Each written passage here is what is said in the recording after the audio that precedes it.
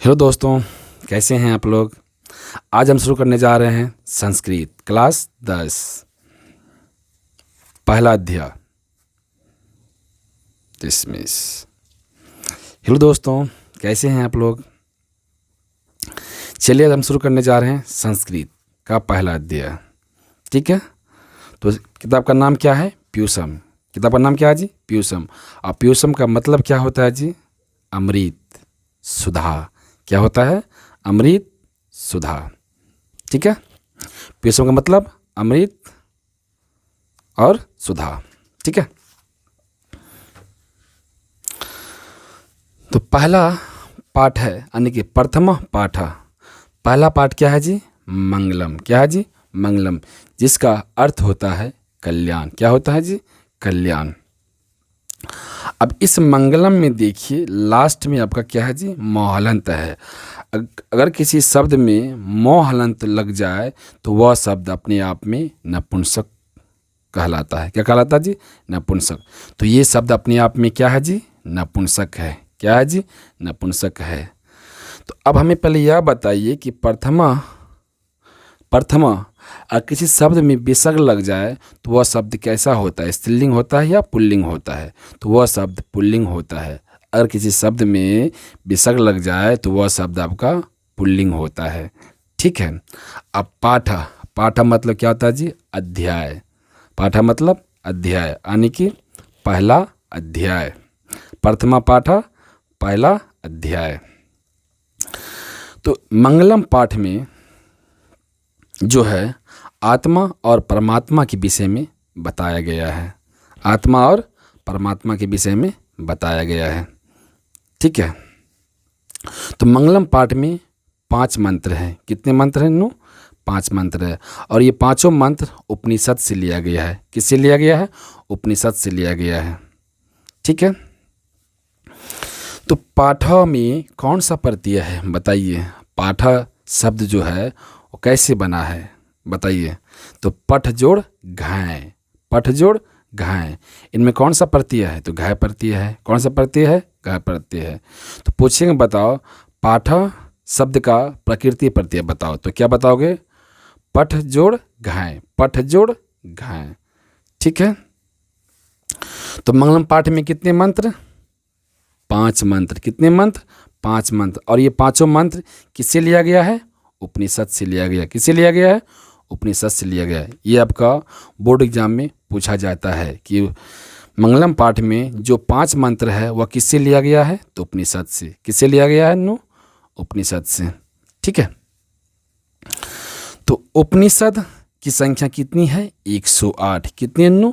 108। कितने उपनिषद है? 108 है।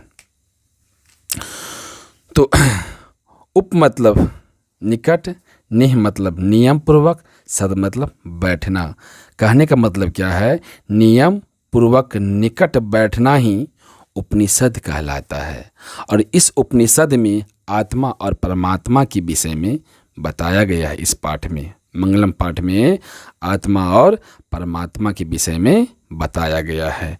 तो चलिए शुरू करते हैं पहला श्लोक। और पहला श्लोक किससे लिया गया है? ईशावास्य से लिया गया है। ठीक है, पहला श्लोक किससे लिया गया है जी? पहला श्लोक ईशावास्य से लिया गया है। तो पहला श्लोक क्या है? तो पढ़ते हैं, ध्यान दीजिएगा।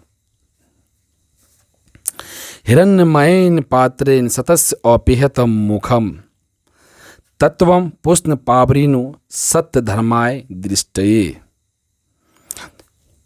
हिरण्यमयन का मतलब होता है सोनी सा या ज्योतिर्मय।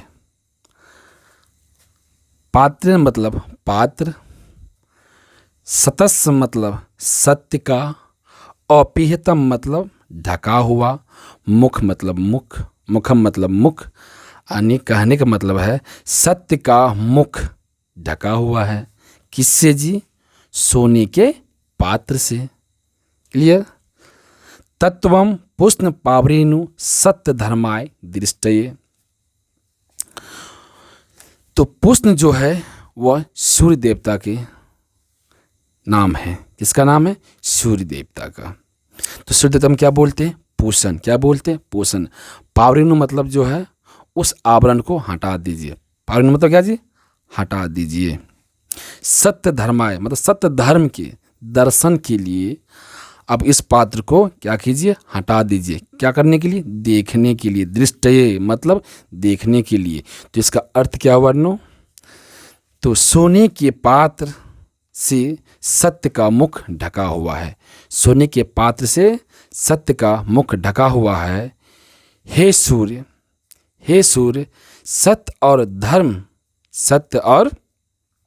धर्म को देखने के लिए उस आवरण को, उस पात्र को हटा दें। ठीक है, लिख लोगे?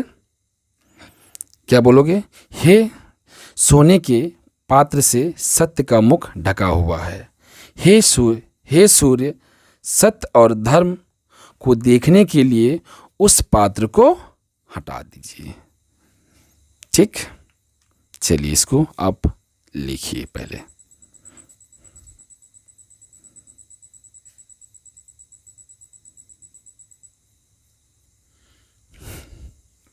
चलो ठीक है, अब दूसरा श्लोक देखते हैं क्या है।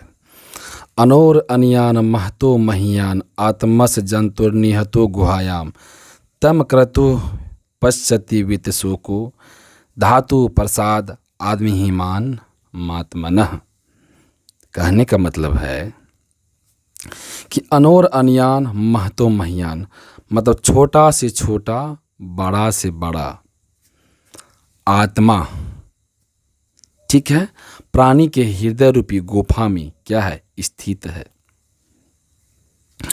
तो तम क्रतु उसे पश्यति वित्तशोको, तो उसे वित्तशोको प्राणी ही देख पाता है जिस पर ईश्वर की अनुकंपा होती है। जिस पर ईश्वर की अनुकंपा होती है। ठीक है,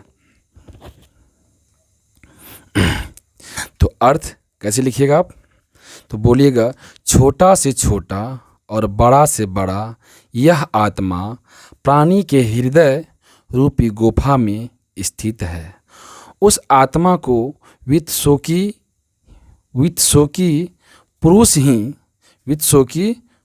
ही देख पाता है। ठीक है, वित्तशोकी पुरुष ही देख पाता है जिस पर ईश्वर की असीम अनुकंपा होती है। ठीक है ना? चलो लिखो इसको, जल्दी लिखिए।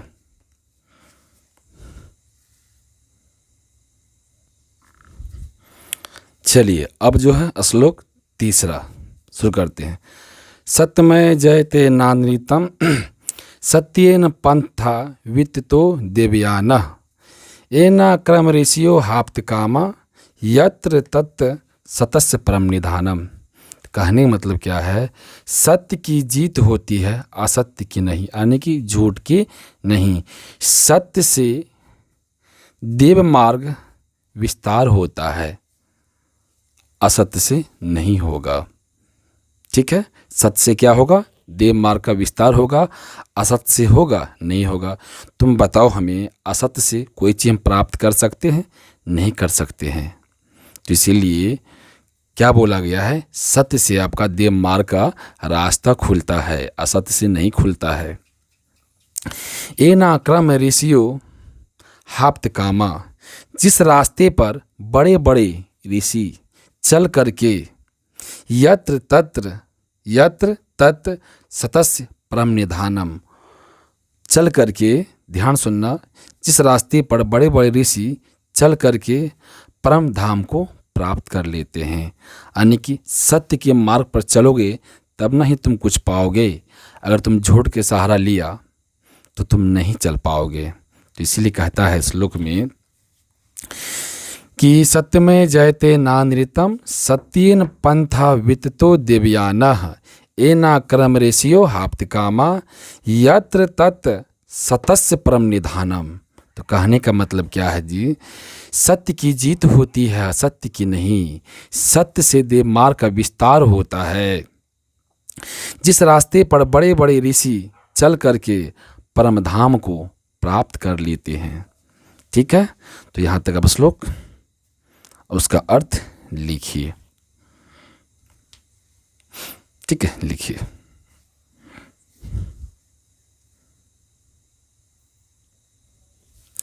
चलिए अब हम श्लोक 4 बात करते हैं।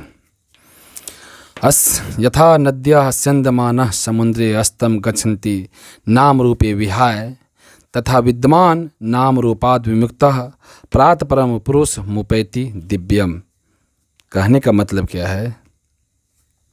जिस प्रकार बहती हुई नदियाँ समुद्र में मिल जाती है नाम रूप को छोड़कर, ठीक उसी प्रकार विद्वान अपने नाम रूप को छोड़कर परमपिता परमेश्वर में एकाकार हो जाते हैं। तो अर्थ कैसे लिखिएगा?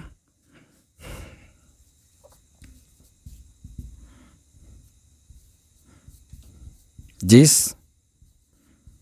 प्रकार बहती हुई नदियाँ समुद्र में मिल जाती है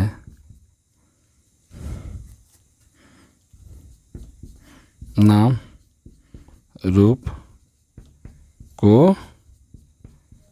छोड़कर, ठीक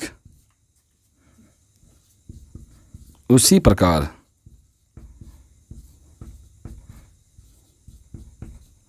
विद्यमान पुरुष अपने नाम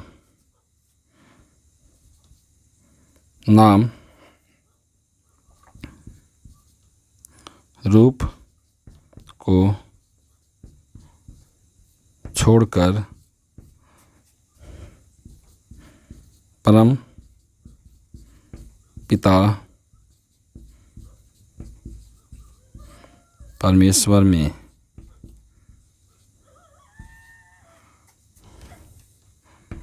परमपिता परमेश्वर में लीन हो जाती हैं। चलिए लिखिए।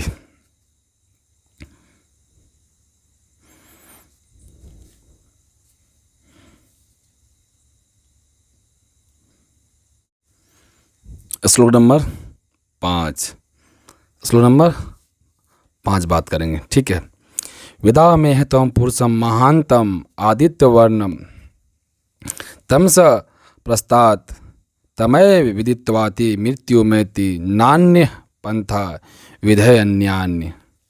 कहने का मतलब क्या है कि मुझे ही, यानी वेदा में तम मतलब मुझे ही परम पुरुष जानो, परम पुरुष जानो।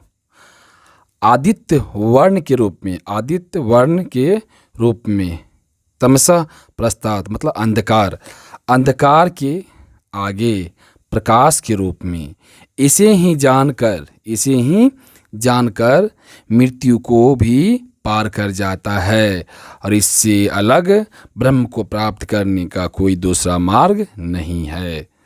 अब बताइए, अभी प्रत्यक्ष रूप में आप सूर्य को ही देखते हैं, तो इसीलिए बोला गया है कि मतलब ब्रह्म को प्राप्त करने के लिए इससे कोई दूसरा मार्ग नहीं है।